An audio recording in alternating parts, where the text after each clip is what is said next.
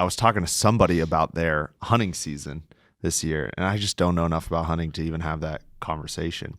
And I bet you know who this person is, but we're gonna not say.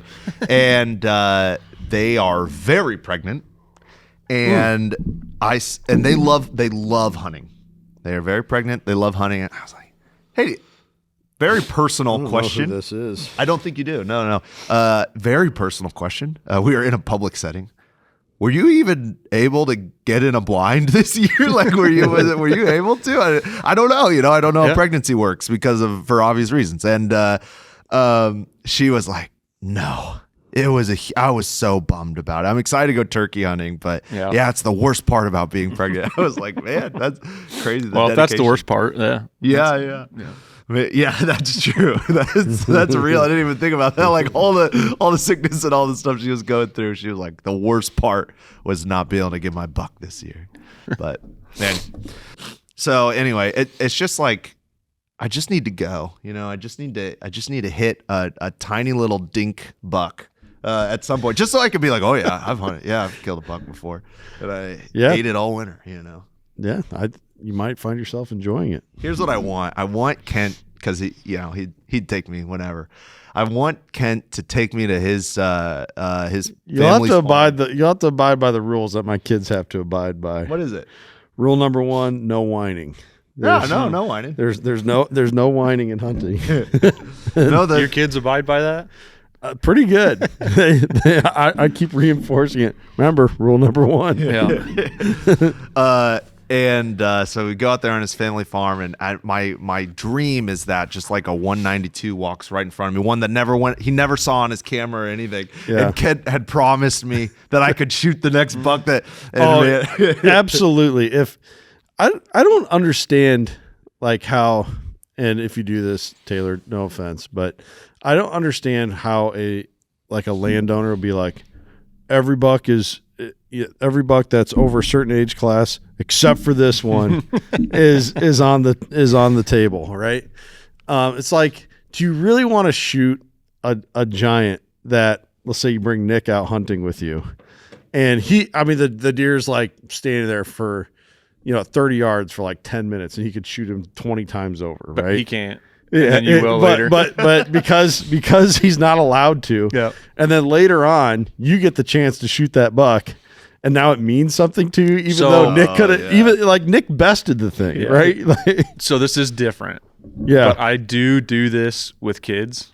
Sure. And right or wrong, I could be way off here. Is it because you're... But I need to slow walk my kids into like this whole world of 100% agree craze, with that. 100% agree with that. As a 9-year-old, if he goes out there and shoots a 190, now every year after this, it's going to be like, well, it's not as big as the other one. It's not as big as the other one we get. And I don't want it. Like right now, we're having fun just shooting deer. Yeah. And like this year is a perfect example. I took my boys. I always do a cousins hunt. And so my boys and all their cousins get to come down to our farm a night during shotgun season. We try and plan it out to where Grandpa, my 2 brother-in-laws, and I can go down, and we have kids go to all these different blinds, right? And so then that night, all the kids get to shoot deer, and I've got it all set up to where pretty high probability they're going to get to see something and shoot something, right? Yeah. And so we did that this year, and perfect example, I was sitting in a blind with my boys, and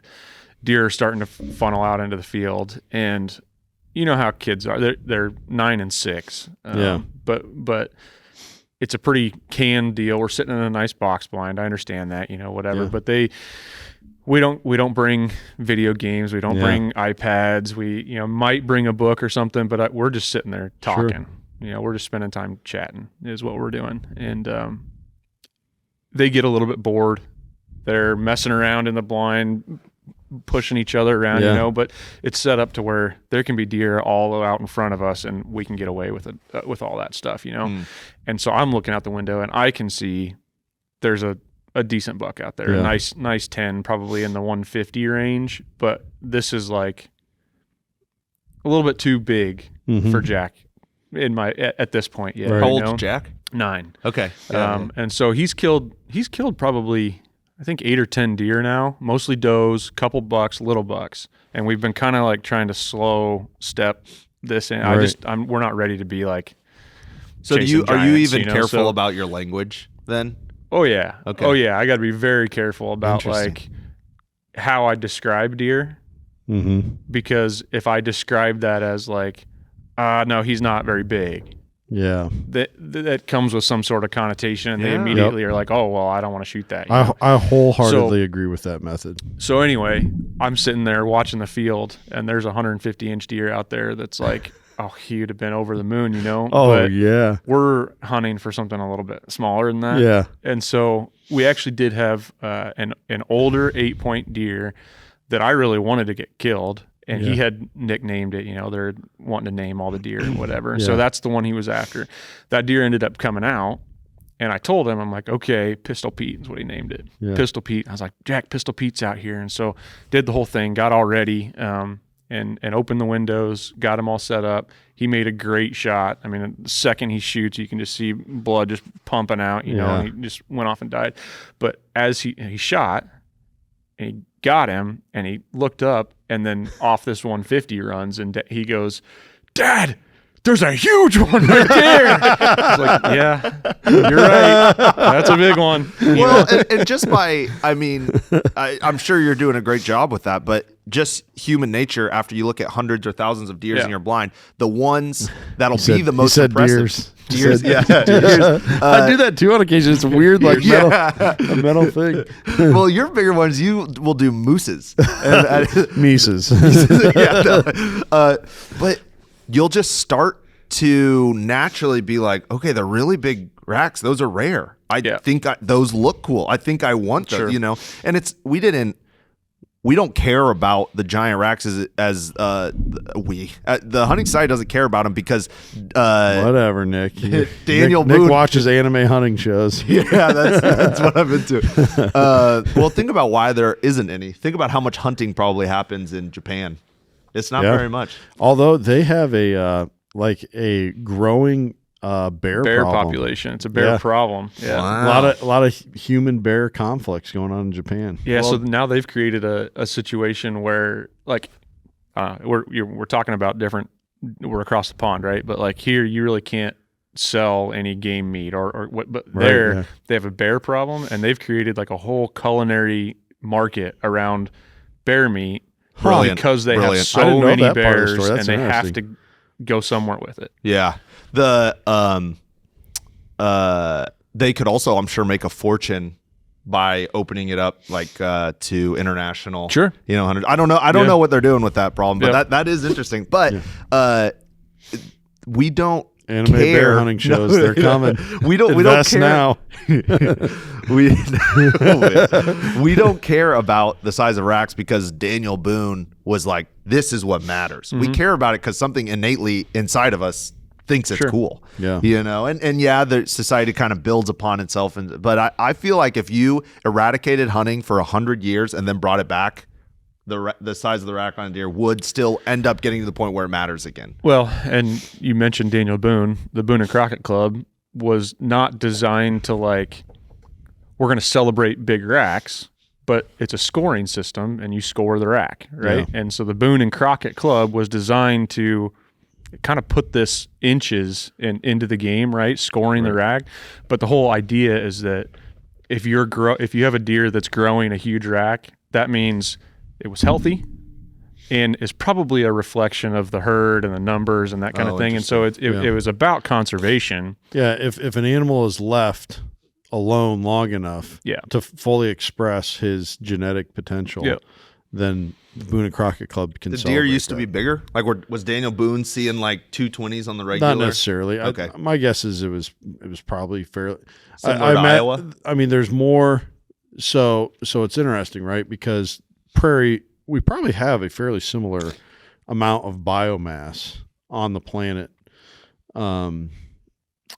Not on the planet, in whitetail country, Sure. as existed in Boone's time. It would be interesting to me too, and I don't know, I'm speaking from complete naivety, but it would be interesting to me because then we didn't have corn and beans and, we didn't have that type of food on the landscape for whitetail. Yeah, I wonder yeah. what the It's difference an is. incredibly efficient form of, Sure. it's almost like leading feedlot animal to the trough, Yep. right? And we have, so calorically, from edible, ready to eat calories that are there for browsing and grazing animals, I would say it's probably maybe even a little higher right now, just because of the way we engineer corn. Specifically in like southern Iowa and places that are deer country, you're saying? Yeah. And now, with like bison, who are true grazers, they were eating everythting that the prairie had. Deer don't eat a ton of More grass. selective. Yeah, they like forbs. They like little woody browse. They really like we interviewed Dr. Mark Turner. Mm-hmm. He Yeah, had that concentrate selectors. Yes, concentrate selectors. And so I think it was a better quality food option back when we had our vast prairies than what a cornfield offers or what a bean field offers. But just as far as efficiency in getting calories, well, it's higher now. Think about humans. We're way taller. And our feet are bigger, and that's not and because the our nutrition's better. The population of deer today, we know, is at its highest ever. We know that we have more deer now than when Chris Columbus set foot in America. I did not know that. Okay. And so it reflects that, right? When you look at how an energy, the old energy pyramid breaks down, how where an animal is found on that pyramid and their population is controlled by energy available to them. And so we have more energy, we have more population.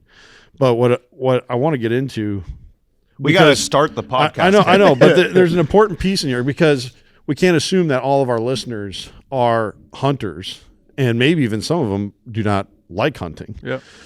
A common thing, and I've had this said to me before, back when I was a teacher, I was doing lunch duty with another teacher, and they were not in favor of hunting. They said, "You guys shoot the healthiest, the best. You naturally, it's like it's artificial selection, right? You're only targeting the best animals, and you're killing them." And that seems like yeah, you're kind of right. I am doing that, but that's not necessarily true, because antler size does not necessarily. No. And this is where Boone and Crockett kind of, to be fair, breaks down a little bit as well. Giant antlers don't mean most healthy, likely to survive animal. But the other side of that is Boone and Crockett does reward age structure to, like a well-represented age structure to a herd of animals. And that means that if you are letting every deer live to be 4.5 years old or older, 5.5, 6.5, you are allowing every buck that doesn't die from some other reason to have a chance to breed multiple times in their lifetime. And we know that is best for the gene pool. That the more available DNA your gene pool has, the better your herd is suited for survival. Do you think the correlation between health of a deer? Well, let me finish. So when you prioritize hunting only the oldest animals, you are in fact doing great things for natural selection in that herd. You're saying, I will only hunt older animals, therefore I am allowing the most amount of gene variety to take place in this herd. That's the thing too, where I think we've gone through this phase of not through it, but we've gone into this phase of big antlers, highest scoring deer. I think the thing that has come out of that's the most beneficial is that there's just so many people now that are like, I like the big rack. Yeah. That's maybe the end goal, is to get a deer to this age, but I'm hunting based on age and age structure for the herd that I'm at. This year we had a deer he's been on our place ever since I owned it. But I think he's got to be over 8. It wouldn't shock me if he was over 10. He just looks like a different animal than the other deer. I mean, but he's got a rack that's like, this big. Yep.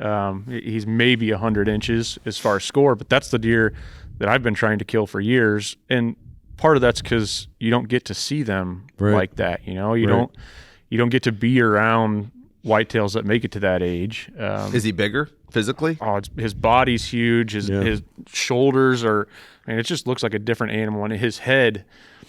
I can't explain it. It almost just looks like swollen. Yeah, I mean, just his blocky. head is. I mean, he looks like So he just shed his antlers here last week. Got a picture of him shed out, and you can tell it's him because he looks like cattle. I mean, his head is huge. He just looks different. It's an old steer walking around out there. Man, interesting. Yeah. So I mean, you get what I'm saying though. You look like you're questioning my genetics thing. If you shoot deer when they're 1.5 years old, they never have a chance to contribute their genes to the gene pool. Totally. That's more of a favor for Boone and Crockett in the way we score things. That doesn't seem to hunt or to favor hunting, because if you eliminated hunting in general, you would still have that. Letting the deer live longer and let more. Oh, I guess I wasn't saying it just as a overall. How did he get in here? I don't know. As an overall, man, he is on camera right now. You'll see, if you look closely, you'll see. Have a great view. Why we call him lug nuts, but it's not. Yeah, you're right. It's not a true like apologetic for in defense of hunting. However, it is an apologetic for prioritizing older, more mature animals. Yeah. So in other words, you just go out there and kill big bucks, you're bad for deer. That's just simply not true. Yeah. That's what I'm saying. There's a lot more that goes into it. That's for sure. And I'm grateful for Chase Elliott and the DNR. All right. We got to get started. We got a lot to go, and we're like 20 minutes in. Yeah. Welcome back to the Prairie Farm Podcast, Coffee Time Wednesday. I'm your favorite host, Nicholas Lirio, joined by your favorite co-host, Ken Boucher. Hey, you like my hat? It's a pretty awesome hat. This is a hand-me-down from my grandfather. I made a reel out of this. You are just cool if you wear your grandparents' clothing. Yep. That's just a cool thing to do. Possibly the coolest thing about this hat is, as best as I can tell, it was made in Iowa. Yeah, that's awesome. I mean, when's the last time, other than like plastic septic tanks, did some kind of plastic get manufactured in Iowa? Oh, man. And a guest co-host to the coast, and someone who's actually helping bring the topic today, our dear friend, Taylor Riggin. Howdy. Man. I like his hat, too. Got a good hat. Yeah. He'd be repping. You know who else reps hard? I guess those hats, Judd just loves his. And he wears it all the time. If you guys aren't following along with Judd's little sheep endeavor and you call yourself a homesteader. My dad wears his every time he gets his old 1947 Willys Jeep out and cruises around the neighborhood. He's got the Prairie Farm Podcast. Is that the branding, the association we're one with that? that Jeep is like the same color as our logo, too. It's awesome. It's an awesome, weird yellow Jeep. It's got a wild story behind it, too. Next time we get my dad on the pod, we can have him tell the story of the Jeep. Yeah. What a legend. You guys need to make a Prairie Farm Podcast Stormy Cromer. Cover up my ears. I'm shivering out here. That'd be perfect. Or speaking of old grandpa hats, remember the 1980s? They weren't Stormy Cromers. They just had like the fuzzy like ear flaps. Man, those are good. I got one of those for Christmas when I was a kid, and I wore it through. Really? Like, I wore it all the time. Yeah, because they're just so functional. Are you thinking of like the bomber hat with like the rabbit fur on the inside and it clips under your chin? No, I think it was just like a base is a hat like this. That had you could flap it up or you could flap it down. Yeah, heck yeah. Carol definitely re-gifted that to you for sure. From someone else, he got his from Asgrow O's too, which is where mine comes from. All right, I'm ignorant today. Who's got it? Who's bringing it? Well, Taylor texted us last week, and this is interesting because you were the one that tipped me off that the pilot program was going. And we actually did a coffee time episode on the Buffer Strip pilot program. Sure. And I do want to say I have reached out to the people that I could maybe I just need to put another hour of digging around to figure out who's the contact people. But what I perceived based on what Minnesota had listed for their buffer program as being the individuals to talk to, and maybe I need to check my junk mail. Maybe I got a response there, but I emailed them probably 3 weeks ago. I haven't heard back yet, just asking, hey, you guys have been doing this since 2017. You got any data on how it's helped? So I'm still waiting to hear back on that. But since then, it's been reintroduced to be expanded well beyond just the pilot program, right? Yeah. Yeah. And I suppose I'll maybe back up just a little bit, just for people that don't know. So we started the Iowa Sportsman's Club a few years ago. So the reason that we have a dog in this fight is, we're looking at clean fisheries, and potentially some additional habitat acres inside those buffer strips that we want to see. Obviously inside Iowa, all Iowans have an interest in clean water, clean drinking water, and that. And, the Iowa Sportsman's Club doesn't necessarily play in drinking water in that space, right? But as far as clean fisheries and some habitat acres, that's why we were, on the forefront of this buffer strip issue. And we spoke, it's probably been a month ago now, with Secretary of Ag, Mike Naig, about this bill coming up. And he's got a pilot program going that has some funding for installing buffer strips. And basically what that would do is, if a landowner or farmer puts in a buffer strip, this pilot program, limited to very small portion of the state, but in that area, would make up the cost. There's about 5 areas, right, where they were doing it? Yeah, and they put it in some of the Des Moines River watershed and some across the northern half of the state. There's some different pockets that this pilot program covers, but that's currently running. And basically what it would do is, cover the cost of taking those acres out of production that are right up against a stream or a waterway, and putting it into a buffer strip. And so this bill that we had this year was going to build on that, and basically open up some additional funding for the whole state, not just these little pockets. And so that was at subcommittee here this last week. What are the odds that it goes through? It's killed. It's killed? Yep, they killed it. Wow. Why? So what did they give a reason? Well, I'll walk you through exactly what happened, and then maybe we can draw our own conclusions from that. We read between the lines. But like I said, we met with Secretary Naig here a month ago, and voiced our excitement for it, that we wanted to kind of be a mouthpiece to try and get people pumped up about it, and that, once it's passed, implement it. Buffer strips have been proven to be one of the best ways to eliminate surface level runoff, right? If you've tiled the crap out of the field, it's just going into the tile and straight out anyway. Right. But surface level runoff, the buffer strips have been. I really liked how that was specified, because Nick was right.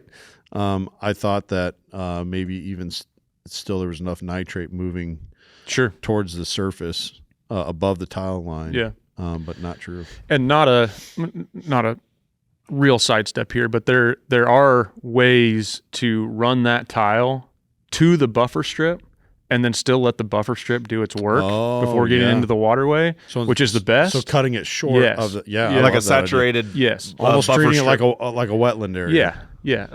And we can circle back around to that. But anyway, after we had our meeting with Secretary Naig, I was very excited and confident that this was going to be something that has bipartisan support.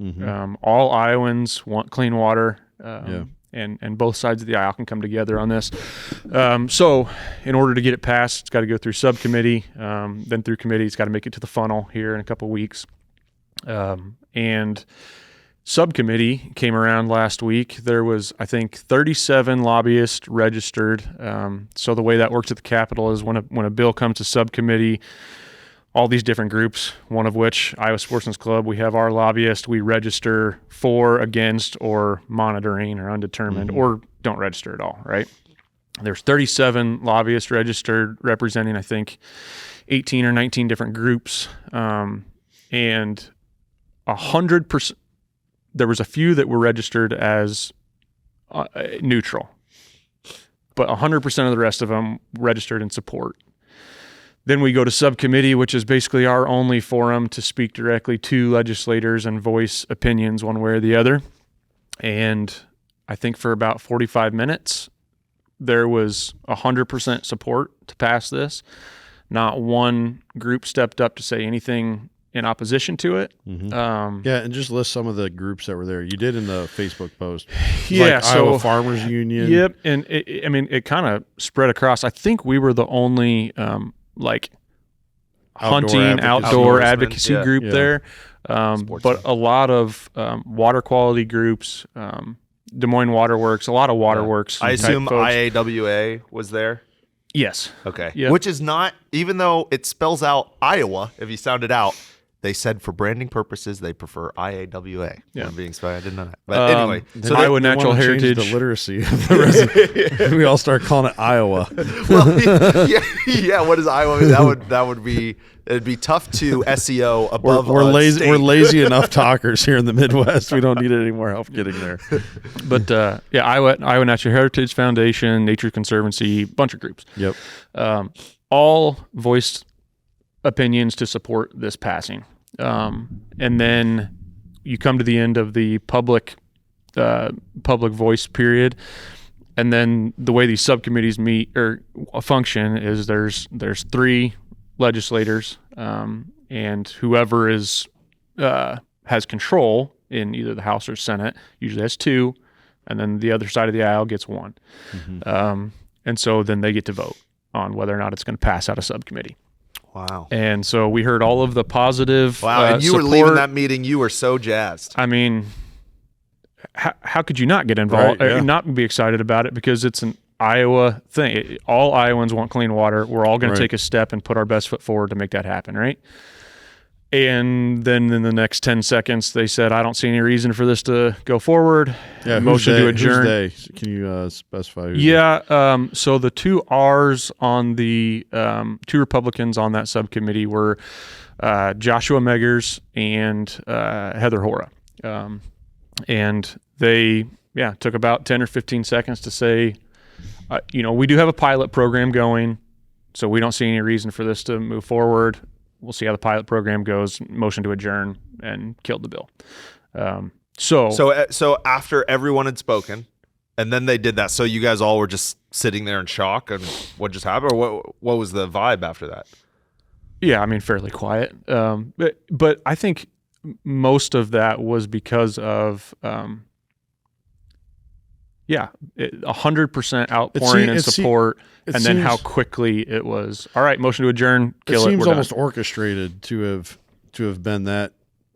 To like we're Well- gonna hear what these people have to say. and- Listen, this is politics. I mean, I'm right? just speculating. I have no idea, but it just seems kind of. Yeah, and this kind of stuff. Like I said, I hate the back and forth, different sides of the aisle. Let's play the politics game. Yeah. But I think this is kind of how it works sometimes. The decision was made before they ever got into the room, for whatever reason.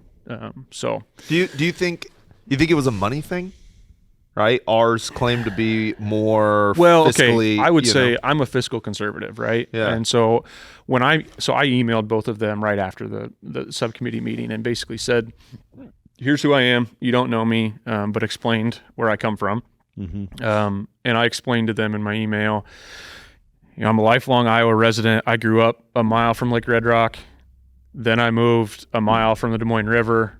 Now we own a piece of property a mile from the Des Moines River. I've always been within a mile of this watershed.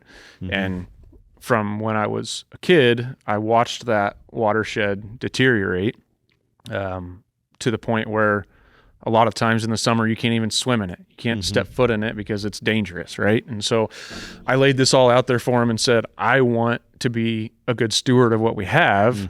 And this is an option that we can run and spend a little bit of money. Yes, I understand that. I'm fiscally conservative too. I don't want to add to the budget if we don't have to, but this is an Iowa thing. Yeah. Nobody is against clean water, right? And so my point was, I don't understand how there can be such a massive outpouring of positivity for this and we just kill it. Can you explain to me your thought process or maybe some conversations you had previously before going into that meeting that made you think, let's kill it? You hear anything back? And no, I have not. It's been about a week. I haven't heard back yet, but Do you think you will? I don't know. I hope so. Okay. No. Interesting. Who did you email? House Representative Josh Meggers and House Representative Heather Hora. Man, these are my 2 guesses, and this is just me speculating. Trying to watch, and I had some conversations on Saturday actually with someone who has been lobbying for different things in our House Capitol for 10 years, and now they're running for a seat. And so just hearing about kind of some of those behind the scenes. One, it was all for show. The whole thing was just for show. They never planned to do anything with it. Or two, it was a fiscal. They're kind of in a clamped down fiscal mentality, which that one I hate. I hate that that would be the decision. But it's like I see that side of the argument, so I'm like, okay, you're doing what you think is best on there. But again, that's speculation. Well, I don't. It's unbelievable that they would, but it's crazy they wouldn't be like, "Hey, we don't want to add more spending right now." That's why, it's the best argument they have. So it's what they should have said, even whether it was true or not. But the fact that they didn't say that at all makes me think that's probably not what's going on. But even still looking at that, I mean, it's just like if all you look at is yield as a farmer, and you're not looking at your input, your input costs. I don't think it's. I bet you our state spends more money than what that bill would have appropriated on mitigating the effects of the money that we spend. The money. So outside of fisheries and habitat, right? That's the world that I'm here representing with the Iowa Sportsman's Club. But just the clean water aspect, right? We spend so much more money trying to get that stuff out of the water than it would cost us to stop it from getting into the water in the first place. Right. Or even just maybe not even just, in water purifying programs, just some work that the DNR has to do for fish surveys and what it would bring in for revenue by the added habitat and the increase in pheasant hunting interest. And, I want to be clear on what I was saying about the fiscal response. I'm not saying that it is a good argument. I'm just trying to give them the benefit of the doubt that if someone, you're legislating, you're like, we need to get this budget back on track. Like that, at least in some direction, is noble, maybe ignorant, but at least on what they're doing. To the point you made a little bit ago, I'm not yet cynical enough to think that it was a whole dog and pony show and they ran us around with all these meetings and stuff, knowing the whole time it was just for show. It maybe looks that way. And I can see why people would be extremely frustrated. But like I said, I think currently where we sit with our legislature is that, one, it is an election year, and don't think that doesn't play into it. Yeah. And on the Republican side, they've stated over and over and over again, which I agree with, that we need to set a budget, be fiscally responsible, not spend more money than we have, and they also want to cut taxes. Mm-hmm. And so all of those things in my mind are noble causes, but I think some of these conversations can be had on. Let us help you save money. Yeah, I think some of these conversations can be had outside of that, saying, let's take a 30,000-foot view, and yes, this would be additional funds. It would be additional tax dollars going to fund this, but we're going to get it on the backside with less crap in the water that we have to try and mitigate and get out. And if we're going to spend money on something, all Iowans want you to spend money on this. Yeah. Right. So, well, and if I was I don't know anything about running for office, but logically, it seems to me, and how it would affect my vote as an Iowan, if I saw my politician who's up for re-election look at two of our biggest problems in the state, which is our water quality crisis and our cancer crisis, and I saw them put some real action out there to try and address it, even if it failed, even if it didn't work. At least I knew you weren't just saying nope, nothing to see here, which has been the messaging for a long time. Based on the conversations I've had, that's where I do think Secretary Nag is excited about trying to move some of this stuff forward. So the conversation is happening. I think we're in a positive place. I think moving forward, it will continue to happen. Like you said, if I was running for governor now, I would be having the clean water conversation daily because there's so much of Iowa that cares about it. So Zach Lane, is hammering on that topic. Is anybody... Rob has looked into it. Rob Sand has looked into it, definitely. I don't know if any of the other... I've seen on their social, and I follow all of their socials just to hear what they're they're saying. You got to stay out of that comment section, though. Also, if you really don't like someone and you comment on their stuff, how much you don't like them, you are helping them get more views. Just so you know, like, it works better to just have positive comments on the people you like than negative comments on the people you don't. That's so powerful. You could accidentally get someone elected. Stop insulting how people look. Yeah. It is humorous for us on the other side as the readers, but no, we don't do that. Nick is the king of body shaming. No, what? No. She already says to me every day. That's just mostly somewhat not true. Okay. I have a question. I don't know if you can remember it. Who was on the monitoring list? We're totally for this. I'm not sure. Okay. I can pull it up fairly quickly. I'm not sure. I don't remember. It was a couple groups. Okay, cool. But you weren't like shocked to be like, or thinking you probably are against this, but just don't want to say you're against this? No, not in what was registered. Okay. But I will mention, and I mentioned in the Facebook post, that Farm Bureau was not registered on this bill one way or the other, meaning, or supposed to be meaning, that they do not have an opinion one way or the other, but they were still in the room at the subcommittee meeting. So wow. You better believe Farm Bureau knows that this is going on, and it would not look good for them to say they're against. I don't know that anybody would publicly register against clean water in Iowa, right? Yeah. Why would you do it publicly when you can help make decisions behind closed doors? Why would you even register publicly? You said that, not me. Man, Nick works as an independent contractor on this podcast. All right. Any more closing things? Otherwise, I got a couple housekeeping things for our listeners. Let's let Taylor go first here. Yeah. Well, I did want to mention, so buffer strip deal killed for this year.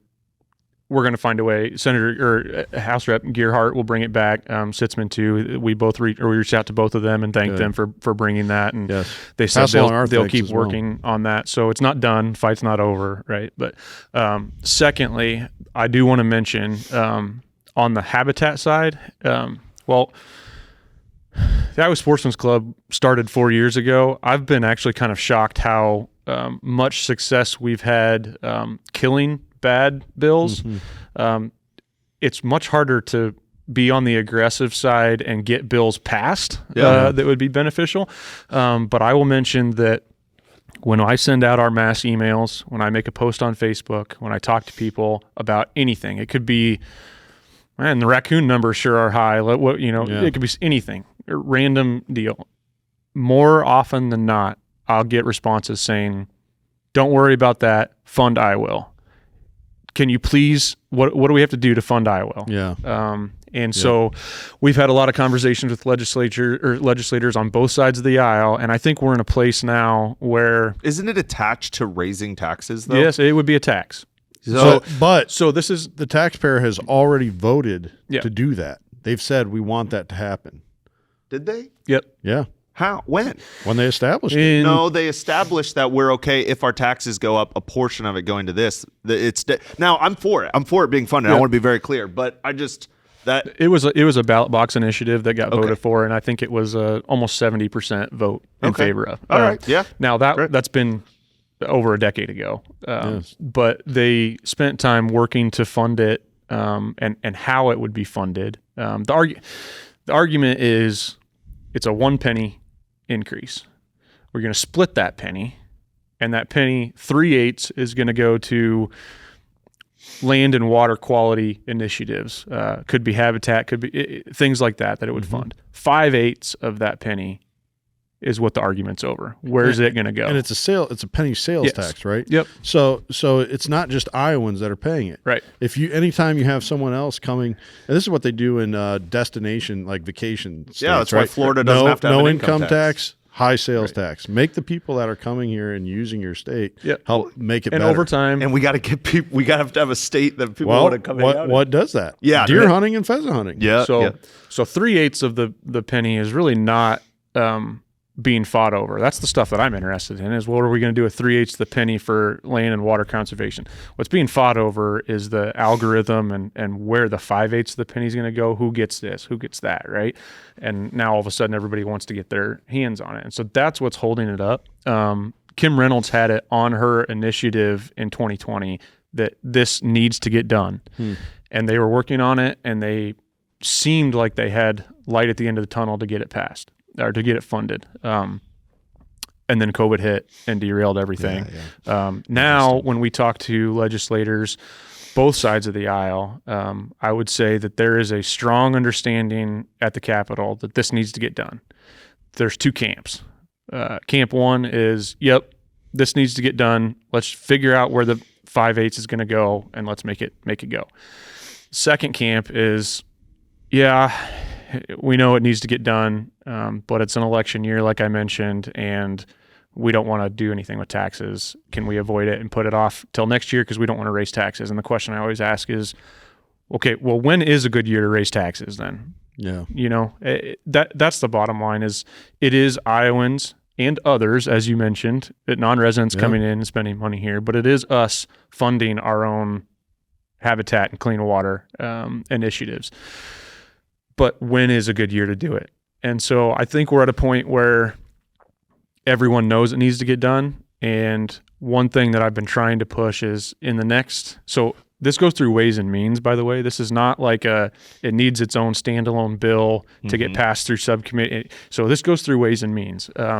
If we could have 1,000 people email, whether it's the governor's office, the Ways and Means Committee, any of your local state or House representatives in the next 2-3 weeks, I think we could raise up enough support and enough what do they say? Because we're all in the 3/8, but that doesn't solve the 5/8. You know what I mean? Yeah, what I've said makes it super simple. They want to cut taxes. Everybody wants to cut taxes. Use it as a win for your platform, and take the whole 5/8 for property tax reform and put it towards lowering property taxes.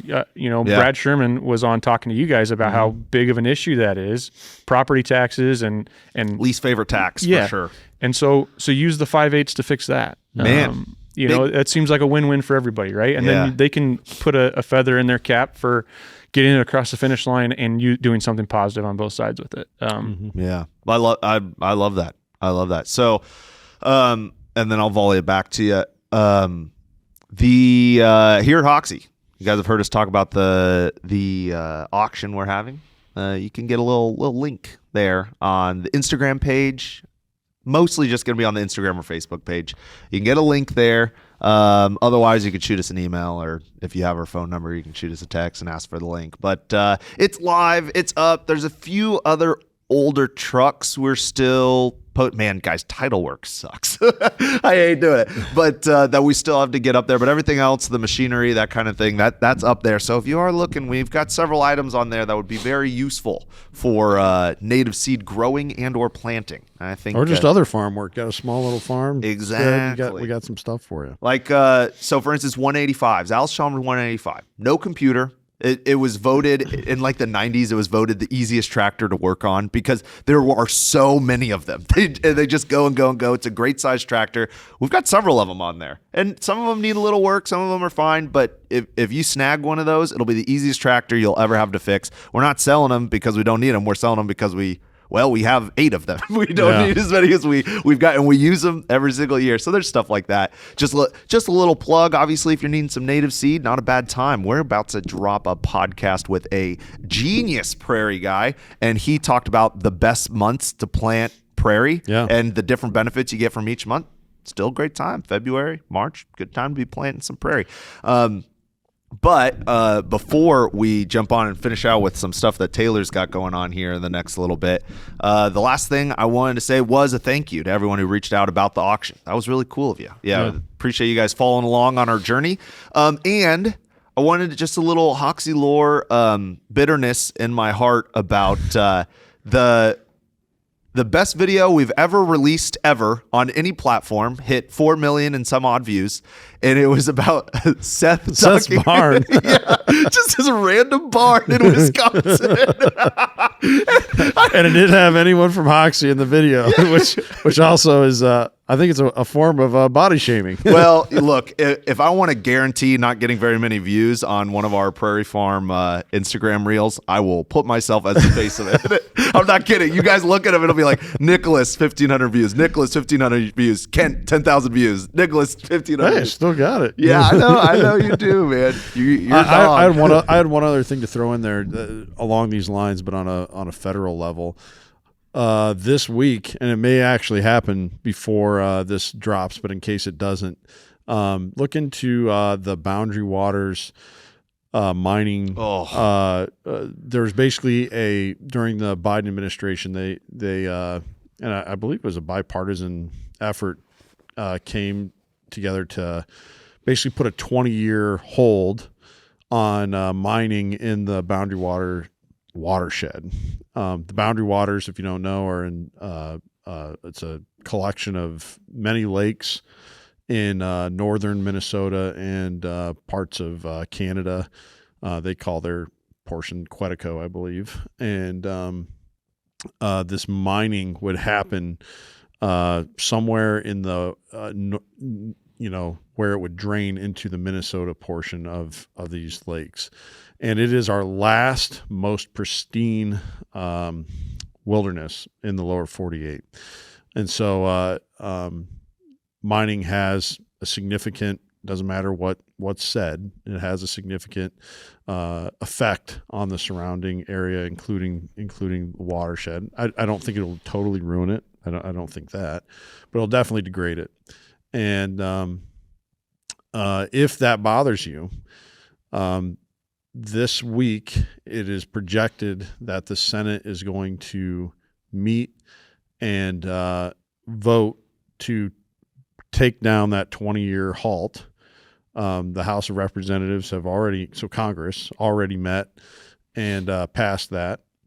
And so then it would be the Senate, and it would, I can't imagine the president not also signing it if the Senate were to pass it. So I would send an email if you care about it. If it's something you're worried about, send that email. Call the Capitol switchboard.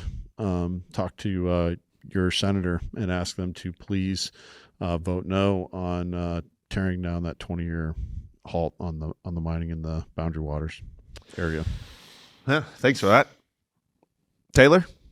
What's Iowa Sportsman Club got going on these days? Well, we're pushing towards our banquet. Trying to do that last bit of planning work to get done March 6th in Des Moines is our biggest fundraising banquet of the year. And so, trying to get all the pieces put together. It's that weekend of the Iowa Deer Classic, so a lot of folks will come in and come to our banquet on Friday night and stay over and do the Deer Classic on Saturday. And we always put on a heck of a show and we have a great time. So I'd invite everybody to come out, support what we've got going on, or just learn more about it. Actually, I think I got confirmation that Rob Sand is planning on being there and attending. I did get confirmation that Adam Steen and his team are planning on attending and coming through. And I think it shows the relationships that we've built there at the Capitol and try and bring everybody together in one spot, both sides of the aisle, and do something positive for the state. So, man, that's awesome. All right, everyone, you heard it here. Check out what Taylor's got going on over at Iowa Sportsman Club. They fight for a lot more than just hunting. They're maybe the loudest. No, not necessarily. You're in the group of loudest conservation efforts in the Capitol right now, and we really appreciate what you do. So, till next time.